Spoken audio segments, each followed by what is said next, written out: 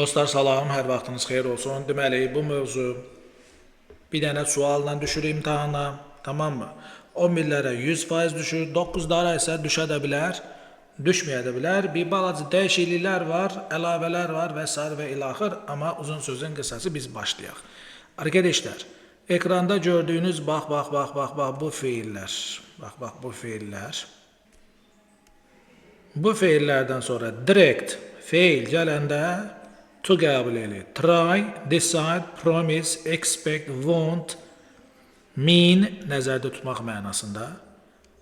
Use ya da used to bilirsiniz, keçmişdə istifadə olunur. Pretend, fail, afford, plan, hope, wish.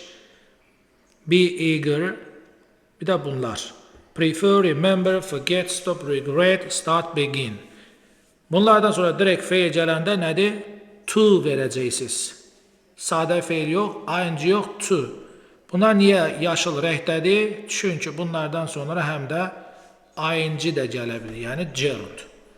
Suggest, recommend, enjoy, can't help, can't stand, miss, finish, mind, avoid, permit.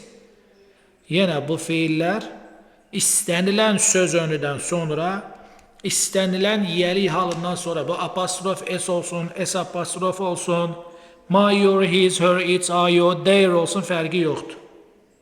Bunlardan sonra fiil gələndə ing qəbul edir. Tamam mı? İmtahana məsələn look forward to düşmüşdür. To orada söz ön olduğuna görə ing verir. Bax bu fiilləri əzbərliksiz mənalarını da əzbərləyin. Bunlardan sonra to, bu fiillərdən sonra ing. Example'larda var. Məsələn suggest ing isə mean to'dur, fail to'dur. Yaşıllar da həm to həm ing. İkisi arasında qalarsınızmı? Elə sual düşməz. Tamam mı? Yəni ikisi arasında qalaq, ing mi seçək, to mu seçək? Bax elə sual düşmür. Proqramda var, məktəb proqramında da var, amma imtahanda elə ayrıcalıq olmur. Testlərdə də özü görəcəksiniz. Ya ing verəcək, ya da to verəcək. Və söz önülü ifadələr var. Bax bunlar ki, çoxdur. Mən ümumi qoymuşam ki, bunlardan hər hansı biri də düşə bilər. Söz önü, söz önü, söz önü, söz önü. Hə, bu da bunlar ona görə öyrənin ki, sabah söz önü mövzusunda düşsə, siz biləsiniz ki, bu sözlərlə hansı söz önü işlənir. Uzun sözün qısası. Bu ifadələrdə də gözü hamısı söz önüdür. Bunlardan da sonra fiil versəz, nə qəbul edəcək? ing. Məsələn, burada. I am proud of söz önü olduğuna görə to yox, sadə fiil yox, nə? ing. Gələk bura. Sadə fiildən nə zaman istifadə edilir? Yəni, buna bare infinitive deyirlər. Yəni, to-suz məstər. Infinitive nə deməkdir? Məstər deməkdir. ing yox, to yox. Əmr cümləsi. Had better'dan sonra gələn fiil. Bir də would rather'dan sonra gələn fiil. Had better'ın qısa forması apostrof d-dir. Would rather'ın qısa forması apostrof d-dir. Bu şəkildə. Apostrof d, better, apostrof d, rather. Okay? Əmr cümləsi bəzi necə düzəlir? Bunu biz əvəzlikdə də keçmişik. Birbaşa feillə başlayır, mübtəda olur. Məsələn, go, come, speak English, sit down, stand up, go home, go to school. Əmr cümlələri təsdiqdə sadə feillə başlayır. Okay? Amma inkarı necə düzəlir? Do not. Bu ilə üstə gələk feil. Do not'un da qısa forması don't. Məsələn, deyəm ki, go home, get evə. Don't go home, evə getmə. Do not go home, evə getmə. Yəni, inkarda da olsa, təsdiqdə də olsa, üstə gələnə feil. Deyirəm, həkim ol. Yəni, müəllim olma, həkim ol. Be a doctor. Müəllim olma. Don't be a teacher. Ya da do not be a teacher. Bunlar boş yerə demirəm. Sadə feil. İndi gələk bu birislərə. Let və make-dən sonra tamamlıq gəlsə, ondan sonra feil gəlsə, ki bunu uca bilirsiniz, ing yox, to yox, id yox, s yox, sadəcə feil. Yəni yenə bare infinitive, to-suz feil. Let icazə vermək mənasında, make də məcbur etmək mənasında. Bunlardan sonra kimə icazə verdin, kimi məcbur etdin deyib, dalıca feil göstərəndə o feili nədir? To-suz, ing-siz, s-siz, id-siz, feilin ikinci forması yox, üçüncü forması yox, Hər hansı bir zaman yox, sadə nə feil şəklinə veririk. She let me go, o mənə getməyə icazə verdi. She made me go, o məni getməyə məcbur etdi.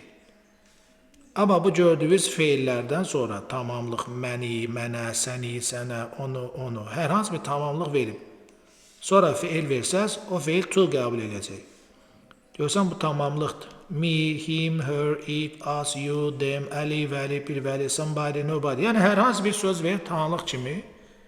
Amma ardıca mütləq şəkildə to-nu göstərməlisiniz. Bura order feilini də əlavə eləyirəm. Var, hə, var. Məsələn, they expected, onlar gözləyirdi ki, məni neyim, to help him, ona kömək edim. They allowed me, mənə icazə verdilər ki, ona nədir, kömək edim. They told me, mənə dedilər ki, to help him, ona kömək edim. They permitted me, mənə icazə verdilər ki, ona kömək edim. They encouraged me, mənə həvəsləndirdilər ki, ona kömək edim. Və s. və ilaxır. Əzbərləyirik. Bu hissə topluda yoxdur, amma yenə deyirəm, topluda olmamaq imtihana düşməyəcək anlamına gəlmir. O qədər elə mövzular olub ki, yəni öz şahidiyəm, təcrübəmdə də var. Topludan çıxartdıqları halda imtihana gətirib salıblar. Uzun sözün qısası see, hear, note, feel, watch, observe-dən sonra tamamlıq, sonra sadə feil və ya ing gətirə bilərsiniz. Bunları da əzbərləyirsiniz. Yerdə qalan çox sadə bir şeydir, arkadaşlar. Yəni imtihana düşsə, məsələn, it is time, sonra 3 nöqtə. Time isimdir, isimdən sonra 3 nöqtə gördünüzsə, məsələn, variantda ing var, to var, s var, sadə feil var, siz to-nu seçəcəksiniz. Okay? İsim 3 nöqtə, to-nu seçəcəksiniz. Və yaxud sifət 3 nöqtə görsəz, yenə to-nu seçəcəksiniz. Və yaxud sifət verib, sifətdən sonra for filancəs, for üçün deməkdir. For me, for you, for him, for her, for Əli, Vəli, for the children. Fərqi yoxdur. Yenə də nə verəcəksiniz? To verəcəksiniz. Bunu uzada bilərəm. Məsələn, axırıcı istənilən bir feili verin. Məsələn, it's good. Yaxşıdır. Nə? Atıram. Nə deyim? To speak English. İngiliscə danışmaq. Hə, əladır.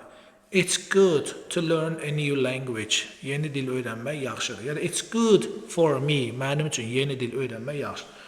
Uzun sözün qısası. Sizin nədir? Sadəcə əzbərləməyiniz lazımdır. İsim 3 nöqtə to-dur. Sifət 3 nöqtə to-dur. Sifətdən sonra for tamlıq da versən, eyni şeydir sifətə görə. To-dur. See, hear, note, feel, watch, observe-dən sonra tamamlıq versən, to-suz sadə feil ya da ing. Gördüyünüz feillərdən sonra tamamlıq versən, to-lu feil.